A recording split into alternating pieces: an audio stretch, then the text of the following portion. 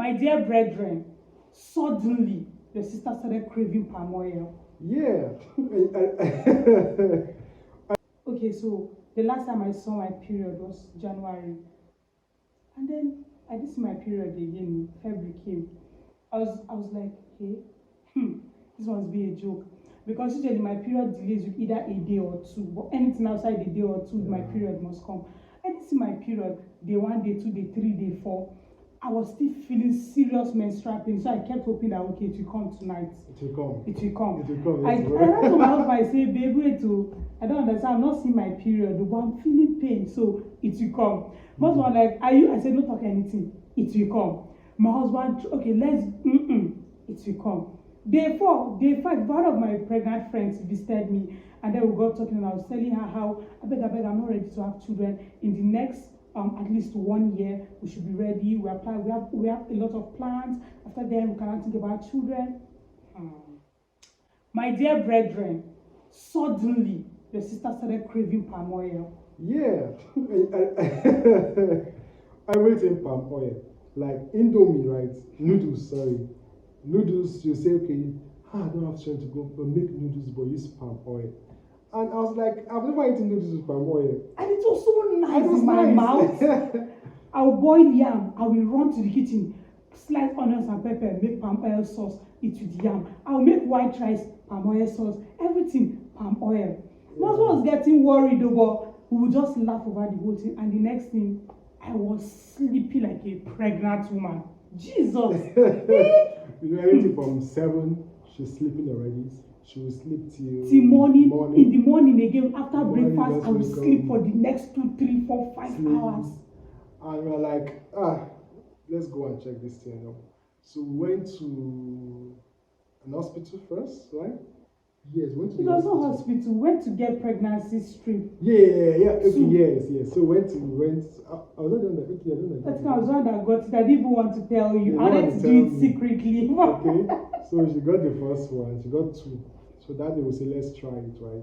So we follow through the normal process of trying the system. So we dip it inside and inside the urine. You use the urine, it's not dipping it inside. I'm not trying to be formal, you know. We dipped it inside the urine. Yeah, so it was moving small. So one line showed. Our heart was. I was like, my God. And that line showed. But they're like, what does it mean to have 2 lines? Like our brain just went blank. Yeah, we had to go and browse. 2 lines means what? So there's one thick line and one faint line. So now say, okay. Somebody now say no, that the early urine of the morning is better. The first one in the morning of the day, right, is better. So we do the following day. I don't think she slept that night. Because I know by 4 o'clock she woke me up. Let's try it again. I was scared, honestly. So let's try it again. So we tried it again, and it was still the same thing, positive. I think everything about us changed from that day. Everything changed from that day. You know, before then, my husband used to say something. He used to tell me, babe, do you know that the day a woman finds out she's pregnant, that day, suddenly her body will change. Everything about her will change. I didn't believe it until it happened to me. So we went to the hospital. No, I think we went back to that same lab, right? Yeah, I went to the hospital first. Then really? Yes, one of the first tests we did was in the lab.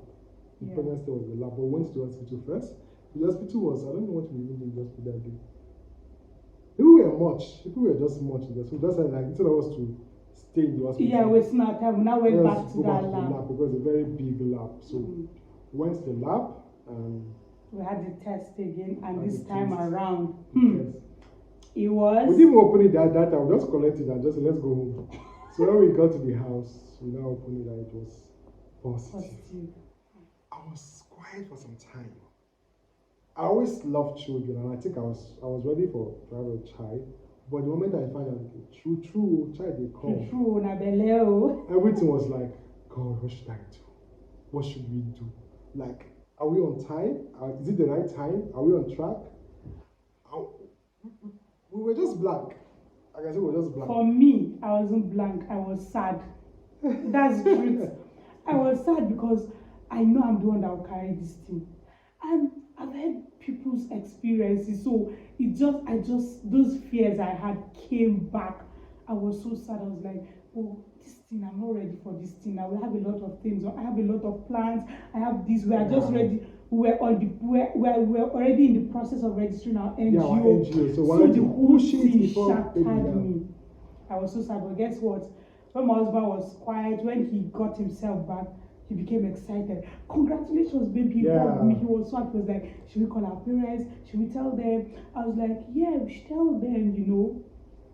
So that's how we broke the news.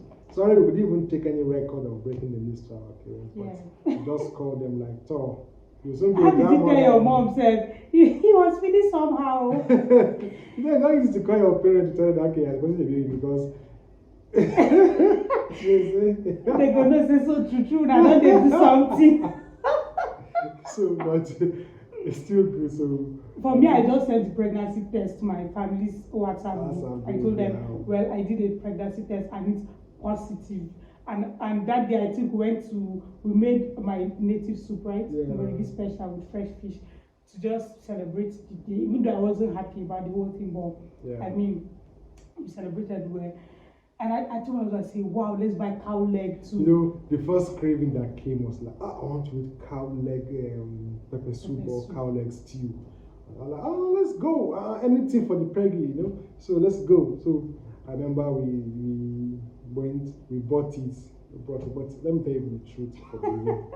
She only ate that thing once. At the end of the day, that was the end. She don't even want to see it. She don't want to see it again. So you just have to like take it out of the house. Yeah. So, fortunately for me, my results came out and I was to convocate in Kaduna. So I told my husband, I said, this convocation, I have to be there because it's a must. And then this is me. I think I was 4 weeks gone. Or 5 weeks gone already. Yeah. Because we came out before we did the test, and it was like before we did the what do you call it? The number of weeks. Yeah. I was like, when we did it was 7 weeks later. Yeah. So then it was like a month plus. So we're like, okay. So we were on our way to Kaduna. We traveled by road, and when we were going, I was so scared. I was like, this one that the road is very rough with so many gallops.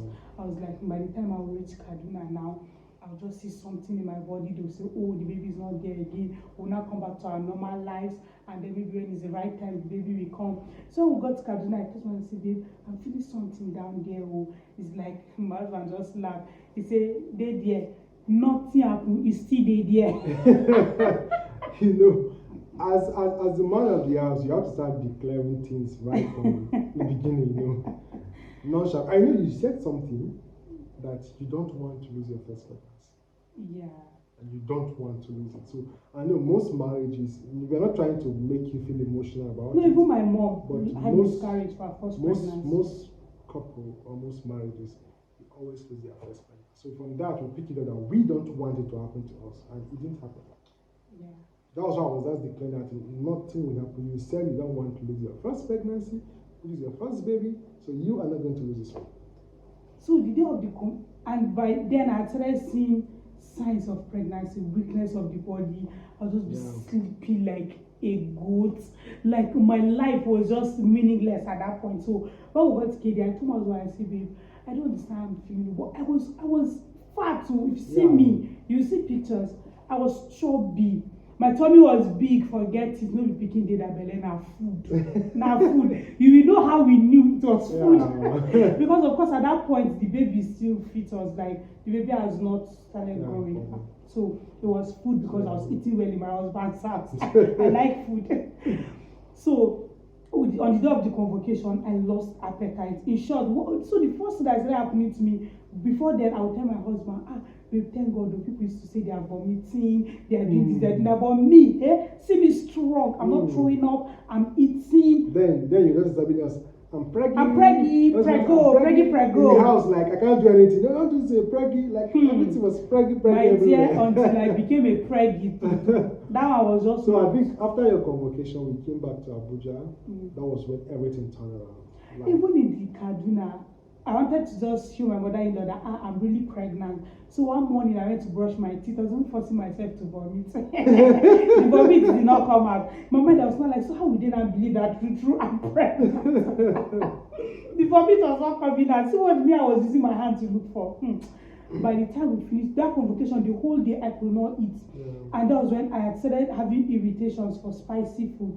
So me that don't eat swallow, I told my mother-in-law, I said, Kaka, please, people should make, if people have to, she said, yes, they have swallow and get the soup, me and cook. If I know, then I know what that means. I hate that soup with all the blood in my body. But that was what I requested for my mother-in-law, quickly made it for me. So if you see the way I rushed that food, I say, hey, me, Joy, eating too. That was weird. And then the day of the convocation, I could not eat anything. I was hungry. I'm a freak for rice. I can eat rice every blessed day, any kind of rice. But that day we went for outing, see rice everywhere. I didn't even want to perceive the smell of rice. I refused to eat it. I was very hungry, weak, but I could not eat until we went back home. And then I think the following day, we came back to Abuja. Yeah. So we just thank God that throughout the stress of journey, then the road was very bad, very, very bad. God still preserved a bit because of our declaration. Right, so coming back to Abuja was when I went to, okay, let me also put this in. You know, when we came back to Abuja, we went for the test. It's okay, that's when we discovered that we were 7 weeks gone already. And when we came back home, I was told that there is routine drugs to take, you know. Remember, I left. Antenatal. We said that, let's go and start for antenatal. But when I told my sister that we went to go for antenatal, she laughed. I was like, what is it now? See, when a woman is pregnant, supposed to go to antenatal now, Abi? And why are you laughing? Because, let's go and decide it now. She was just laughing, like, JJC, then later we discovered that actually the woman have to be almost like 4 months. Second trimester before she registered for antenatal. Remember that night I left the room around 10. I left the house around 10 p.m. to go and look for fesolate and folic acid because I feel like if she skipped that day without taking it, everything would just go bad. So that was how I was happy and we don't even know what to do. So I have to rush that night to see how I can get the drugs. I didn't even get it. So I just came back. I said, okay, let's just pray that God will help us this night tomorrow morning. Yeah, and the following day I started the routine drugs. Yeah, I started the routine drugs. But then my body changed. What I went through. What I went through that first trimester. It was just God. Like I was literally begging God every day to survive that day. Now we are not sharing our experience to cause any fear. Every man to himself. Different women have different experiences. But you see, as a woman, if you experience pregnancy, no matter your experience, it does not mean another woman will have the same experience. And another woman's own might be worse than your own. So we're not trying to create fear in anybody, no. We're only sharing our experience so that you can pick the lessons, you can pick some of the things that helped us through that phase.